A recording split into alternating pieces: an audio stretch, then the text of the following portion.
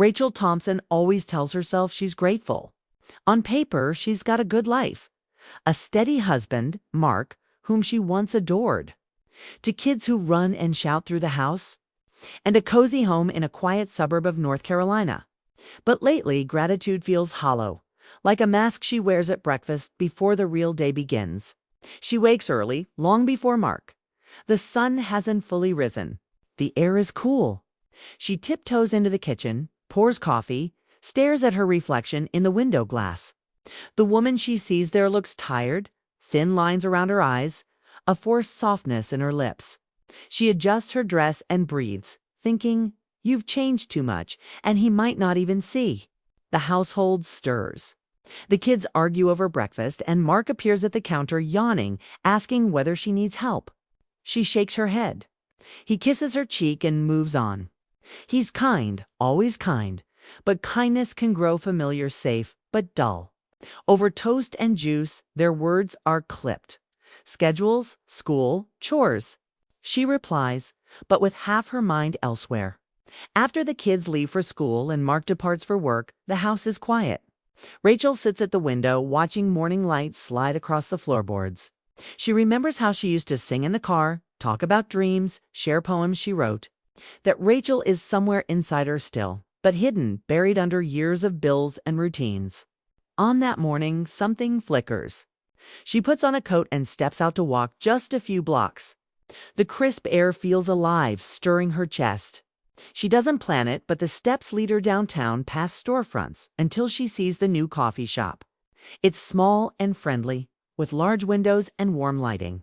She hesitates, then pushes inside. Andre works behind the counter, wiping a mug. He looks up, and she gives a quick smile. He nods, says, "Good morning." She orders a caramel latte with oat milk, the same drink she's come to expect she wants someday. When she returns to the window seat, he reappears with the drink. "Here you go," he says, softly. "On me today." She is surprised, but takes it. The warmth in the cup seeps into her hands. She offers a weak smile. He hesitates, then slides into the seat across from her while waiting for customers. They begin to talk. He asks about her day. She tells him she's a mom, that she's been homeschooling during summers, that she used to work in publishing. He listens. They talk about books. She loves old novels, poetry she hasn't touched in years. She mentions a favorite author, and his eyes brighten. He says he read all of her favorite ones too. Their laughter is light, and she feels a spark she hasn't felt in a long time. It startles her, makes her heart skip. He doesn't press for more. He simply listens and says, "You have a gentle voice." She looks away, startled by the compliment. She doesn't know how to respond. In her mind, she half longed to feel seen again, but she didn't dare expect it. Minutes turn into longer minutes. Their conversation wanders. He asks about her childhood. She tells him about a summer when she lived by a lake, collecting pebbles and dreaming of being a writer. He tells her about his own memories, growing up in the city, moving south for work, chasing small dreams. She glances at her watch. Time has slipped by. She stands to leave. He offers to walk her out. Side by side, they push open the door and step into the street. The autumn air chills her cheeks. He asks, "You'll come back tomorrow?" She nods, startled at how her heart wants to say yes. Back at home, she enters quietly. The house is still. She finds Mark asleep on the couch, the TV low. He stirs, opens his eyes, and smiles. "Hey, honey," he says. She freezes at the sound, his voice so familiar, so comforting. She smiles back, but inside she trembles. She brushes past him, heading upstairs to change. In the mirror, she sees him deep asleep, and she feels a sinking weight in her chest. He has no idea. Rachel lies awake later, in the dark. The whisper of memory in Andre's gentle eyes, his laughter replays. She touches the sheet beside her, empty. She wonders where she ended and longing began, and whether she can ever go back.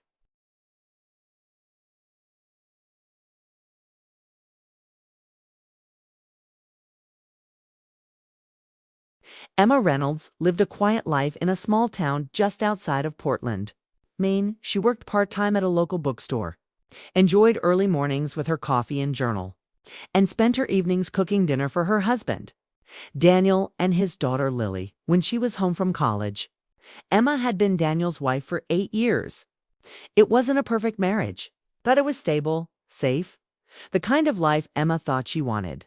That peace began to shift on a rainy Thursday afternoon when Daniel returned from a work trip to Vermont, not alone, but with an old friend from college and his family in tow. "This is Greg Crawford," Daniel said as he stepped through the door soaked from the rain. "And this is his wife, Maya, and their son, Jordan. They just moved back from Florida and their rental fell through. I told them they could stay with us for a little while." Emma smiled politely, trying to hide her surprise. She wasn't used to unannounced guests, especially not a whole family. She was tired from work, still in her apron, and the house wasn't exactly guest-ready. But she trusted Daniel's judgment, even if he had a habit of making decisions without talking to her first.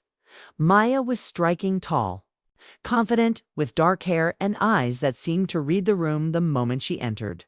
She hugged Emma like they were old friends, even though they had never met. "Thanks for letting us crash here," Maya said, setting her bag by the door. "It won't be long, I promise." Emma nodded. "Of course. Welcome." At dinner, the conversation flowed easily. Daniel and Greg laughed about old college stories, and Maya leaned in close to Daniel every time he spoke. Emma noticed, but brushed it off. Maybe she was just warm and friendly. Maybe Emma was tired and overthinking it, but something in her stomach twisted when she caught the way. Maya touched Daniel's arm when she laughed. Too familiar, too comfortable. Emma smiled through it. Lily had just come home from her second year of college and seemed to like having more people in the house. She clicked instantly with Maya, who acted more like a fun older sister than a house guest. The first few nights were manageable. The Crawfords stayed in the guest room, and Emma kept the house running like she always did, cooking, cleaning, making sure everyone had what they needed. But slowly, the rhythm of the house changed. Daniel spent more time downstairs with Maya and Greg, watching late-night shows or playing cards. Emma would come down to find them laughing in the living room while she was alone upstairs, waiting. She tried to talk to Daniel about it, but he always waved her concerns away. "They're just going through a tough time," he said. "We're helping out. It's what good people do." Emma didn't argue. She wasn't the confrontational type, but she began to notice the small things. How Daniel seemed more alive when Maya was around. How Maya wore her robe a little loosely in the mornings, walking barefoot into the kitchen where Daniel always happened to be. How Lily started spending more time with Maya than with Emma, laughing with her at the kitchen table like they were family. It had only been a week, but it felt like Maya had always been there, like she belonged more than Emma did. One afternoon, Emma came home early from work and heard Maya and Daniel talking in the backyard. Their voices were low, not secretive, but not meant to be overheard either. Emma stood by the screen door, not close enough to make out the words, but long enough to feel something was happening, something just beyond her reach. That night, Emma couldn't sleep. She lay awake, staring at the ceiling, wondering when her house had stopped feeling like her home. Daniel climbed into bed late, smelling like wine and laughter that didn't include her. "You okay?" he asked, barely whispering. Emma turned her face away. "Just tired." But she wasn't tired. She was beginning to feel invisible. By the second week, the Crawfords hadn't made any mention of leaving. Emma brought it up gently over breakfast. "Did Greg find a place yet?" Daniel didn't look up from his coffee. "They're still looking. It's hard right now, but they're trying." Emma nodded, but her heart felt heavy. She missed her quiet mornings. She missed Daniel, or rather the version of him that used to look at her with warmth, not obligation. And most of all, she missed feeling like her home was hers. That evening, Emma stood at the sink washing dishes. Maya and Daniel were in the living room again, watching something on TV. Emma could hear Maya laughing. Daniel's voice followed, warm and relaxed. She dried her hands and stood there for a long moment, staring out the kitchen window, listening to the laughter behind her. Then Lily walked in, smiling. "Maya's the best, isn't she?" Emma gave her a weak smile. "She's interesting. She gets it, Lily said, pouring herself some water. She actually listens. It's been nice having her around. Ah, Emma said nothing, because Lily didn't know what it was like to feel someone slowly replacing you. Not just in your marriage, but in your family. She didn't know what it was like to watch someone else step into the space you had spent years building. And Emma. She wasn't sure how to stop it, or if she even could. To be continued in part 2, Whispers in the Hallway. The Crawfords were still in the house, and Emma was starting to feel like a guest in her own home. What was supposed to be a temporary stay had stretched into 3 weeks. Every time Emma asked Daniel if they had found a place, he gave her the same tired answer. They're looking. It's just a bad time right now.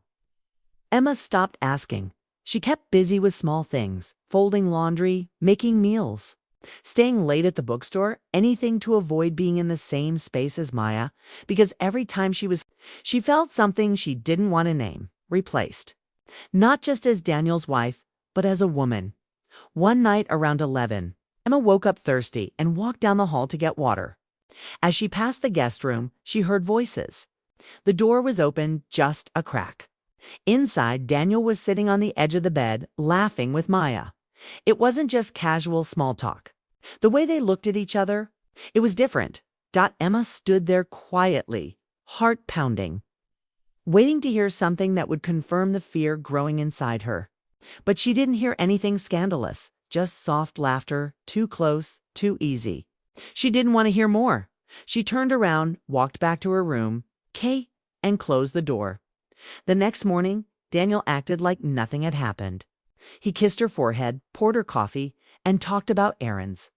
Emma nodded and smiled, but her stomach was tight. Her trust was starting to slip, not from anything dramatic, but from everything unspoken. Later that day, Emma tried to talk to Lily. They were in the kitchen cutting vegetables for dinner. Emma chose her words carefully. "Do you like having the Crawfords here?" Lily didn't look up. "Yeah, Maya's fun. She actually listens when I talk." Emma blinked. "I listen to you too, Lily." Oh, Lily shrugged. "Yeah, but Maya gets it, you know? She's been through stuff. It's different." That word again, different. Emma had spent years trying to build a quiet, stable life for Lily. She never pushed too hard. Always stayed respectful of the line between stepmother and friend. But now it felt like Maya had stepped right past that line without even trying. That evening, Emma noticed Lily and Maya chatting in the backyard. They were laughing over something on Maya's phone, shoulders touching, like sisters. Daniel was inside, sipping wine and watching from the window with a quiet smile. Emma stood beside him. "She's good with Lily," he said. Emma nodded slowly, almost like she's meant to be here. Daniel turned to her, confused. "What's that supposed to mean?" Emma forced a small smile. "Nothing." She didn't say what she was really thinking, that Maya wasn't just good with Lily. She was too good, too comfortable, too connected, like someone who had already decided this was her home now. Days passed, and Emma started to withdraw. She no longer stayed up late with Daniel. She cooked meals but didn't eat with the group. She spent more time at the bookstore, even on her days off. She knew something wasn't right, but she didn't know how to prove it. And more importantly, she didn't want to look like the insecure wife. Then came the text. Emma had borrowed Daniel's phone to check the weather while hers was charging. A message popped up from Maya. "Thanks for last night. I really needed that." Her hands went cold. She didn't scroll, didn't read more. She just stared at the screen. The message wasn't romantic, not directly, but it wasn't innocent either. She set the phone down and walked to the living room, where Daniel was watching TV. "I think it's time we asked them to find another place," she said. Her voice calm but firm. Daniel looked at her, surprised. "What? Why now? It's been almost a month. This isn't working anymore." He hesitated, then nodded slowly. "Okay, I'll talk to Greg." "Okay?" But he didn't. Not right away. Emma waited 3 more days. Nothing changed. Finally, she brought it up again. This time, Daniel seemed irritated. "You're overreacting. They're our friends. They just need more time." That night, Emma couldn't sleep again. Around midnight, she went downstairs to make tea. As she passed the hallway, she saw the glow of a phone screen in the guest room. The door was slightly open. Maya was sitting on the bed, talking in a hushed voice. A moment later, Daniel stepped out of the room. They both froze when they saw Emma standing there. No words were spoken. Daniel looked embarrassed. Maya gave a small smile, like nothing was wrong. Then she closed the door behind her. Emma didn't ask questions. She just turned and walked back upstairs, her tea untouched. The next morning, the Crawfords packed up and left. No big farewell. No apologies. Just a quick goodbye, a few polite hugs, and they were gone. Emma felt relief, but only for a moment, because 2 days later, she came home from work to the sound of laughter in the living room. It was Lily, and sitting beside her, on the couch, was Maya. "Hey, Emma," Lily said cheerfully. "I invited Maya over. Hope that's okay?" Emma stood at the door, stunned. "You what?" "She just came by to see how I was doing," Lily said. "We've been texting. I missed her." Maya looked up and smiled, calm as ever. "Just catching up." Emma didn't say anything. She walked to the kitchen, heart pounding. The Crawfords had moved out, but Maya had found another way back in, this time through Lily and Daniel. He didn't seem surprised at all. To be continued in part 3 when the truth spilled. After Maya and her family finally moved out, Emma thought things might get back to normal. The house was quiet again. Daniel came home earlier, dinners were peaceful, and Lily was spending more time at college. For a few days, Emma allowed herself to believe the worst was over, but the peace didn't last long. One afternoon, Emma was at the bookstore when her phone buzzed. It was a text from Lily. "Maya's coming over later. We're hanging out. Just so you know." Emma stared at the message, feeling a tightness in her chest. She wasn't ready for Maya to be back, especially not with Lily inviting her. That evening, came home early to find Maya sitting on the couch in the living room, chatting and laughing with Lily like old friends. Daniel was there too, but he looked distant, quiet, like he was watching a play unfold that he couldn't control. Emma's heart sank. She sat at the kitchen table, pretending to read a book but listening to their easy laughter. The warmth between Maya and Daniel, once hidden, was now obvious. It wasn't just friendship anymore. Later, Emma found herself standing in the hallway, watching Daniel and Maya through the open door of the guest room, the same room they had shared weeks ago when the Crawfords first stayed. Daniel's hand brushed Maya's arm, and she leaned in closer than necessary. They smiled, shared something private. Emma's breath caught. She realized that Daniel's feelings had changed. The man she loved was somewhere else now. That night, Emma confronted Daniel quietly. "Did you love her?" she asked, her voice breaking. Daniel looked down, unable to meet her eyes. Emma pressed on. "I'm not angry, Daniel. I just need to know the truth. If you finally admitted it, I don't know. I was lonely. Maya made me feel alive again." Emma's world spun. She had held on, hoping their life was enough for him. But maybe it never was. Days passed with heavy silence between them. Daniel tried to explain himself, but Emma wasn't ready to listen. She kept to herself, going through the motions of daily life, while her heart ached. Lily, meanwhile, acted like nothing had changed. She still spent time with Maya, even inviting her for dinner sometimes. Emma saw the way Lily looked at Maya, admiration, trust, maybe even love. And that stung more than anything. One evening, Emma found Lily in the living room talking quietly with Maya. Their heads were close, whispers floating in the air like secrets. Emma wondered what Maya was saying to her stepdaughter, what new bond they were building that Emma was no longer part of. Emma wanted to scream, to demand answers. But she stayed silent. One night after Daniel had gone to bed, Emma packed a small bag and sat by the window, staring out at the streetlights. The house felt empty, even though people were inside. She thought about the years they had shared, the memories made, and the love she had believed was real. She realized love wasn't always enough. The next day, Emma told Daniel she needed time apart. He looked shocked but didn't argue. Maybe he knew this was coming. Emma stayed with a friend for a few days, giving herself space to breathe, to think. She was heartbroken, but also clear-headed. When she returned home, the house was quieter. Daniel had stopped seeing Maya, and Lily seemed more distant from her mother's former friend. Emma knew she had lost something precious, not just her marriage, but a part of herself. But she also found something new: strength. She decided to rebuild her life on her own terms. Not as Daniel's wife or Lily's stepmother, but as Emma, a woman who deserved truth, respect, and love that didn't fade. The story wasn't over. The healing was just beginning. Emma's decision to leave wasn't sudden. But the moment she finally stepped out the door, it felt like a fresh start.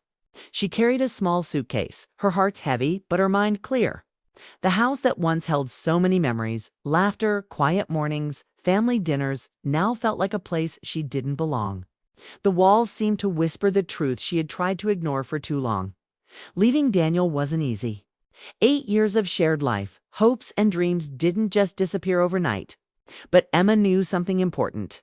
Love wasn't meant to hurt. It wasn't meant to leave you questioning your worth or your place in the world. She moved into a small apartment nearby. A cozy space with a view of the city's skyline and enough sunlight to make mornings feel hopeful. Emma threw herself into work and friends, finding comfort in the simple rhythms of everyday life. For the first time in months, she slept through the night without waking to silent tears. Daniel tried to reach out. At first there were texts, short, apologetic, full of regret. But Emma didn't respond. She needed space to heal, not reminders of what was lost. Lily was caught in the middle. She didn't know how to navigate the broken pieces of the family she once knew. Emma called her often, trying to keep the connection alive, but the distance between them had grown. Lily was still close to Maya, and the gap between Emma and her stepdaughter felt wider every day. Emma understood that relationships change. Sometimes the people we love choose different paths, and we have to accept it, painful as it is. One afternoon, Emma met Daniel at a quiet cafe to talk. The air between them was tense, but honest. Daniel looked tired, his eyes softer than before. "I'm sorry," he said simply, "for everything." Emma nodded.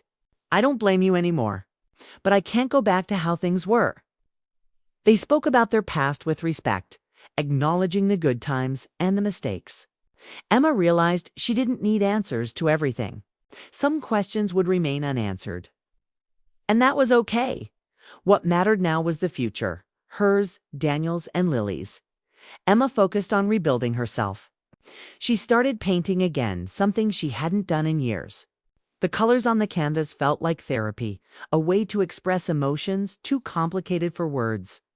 Friends encouraged her, and slowly she began to smile more genuinely. She also opened her heart to new possibilities. Emma wasn't looking for someone else to fix what was broken.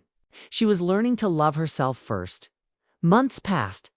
Emma and Daniel found a new rhythm, not as husband and wife, but as co-parents trying to support Lily. It wasn't perfect, but it was honest.